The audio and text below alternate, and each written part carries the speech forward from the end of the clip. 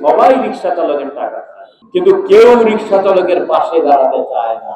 এই রিক্সা চালকরা প্রতিদিন যে ট্যাক্স দেয়, সেই ট্যাক্সের টাকা ভাগ পায় আমাদের মন্ত্রী, আমাদের উপদেষ্টা, আমাদের সচিব, আমাদের আমলারা। সবাই সারাদিন রিক্সা চালিয়ে ঘামে জর্জরিত হয়ে 500টা টাকা বাসায় নিয়ে যাওয়ার পরে যদি দেখেন আপনার ছেলে ওই মানিব্যাগ থেকে 50টা টাকা সরায় ফেলছে, তখন কি করবেন?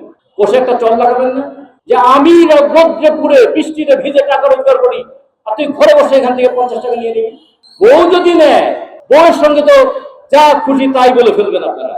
কিন্তু 500 টাকা রোজগার করলে প্রত্যেক দিন যে আপনার পকেট থেকে 75 টাকা সরকার নিয়ে নিচ্ছে, সেটা তো আপনার টেরই পাচ্ছেন না।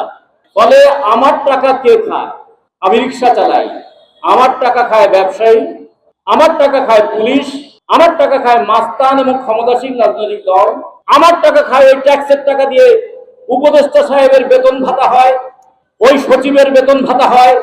বাংলাদেশের রাষ্ট্র চলে, যে রাস্তা থেকে আমাকে তুলে দেয় সেই রাস্তা বানানোর টাকা আমার ওই ট্যাক্সের টাকা থেকে যায়। আমার টাকায় রাস্তা হয়, ওই রাস্তায় আমারে চলতে দিবে না, এইরকম নিয়ম যারা করে তারাও আমার টাকা খায়। ফলে রিক্সা চালকের টাকা খায় না কে, তার একটা তালিকা করা দরকার যে এরা এরা রিক্সা চালকের টাকা খায় না। দেখি আমরা সেই তালিকায় কার নাম বাদ।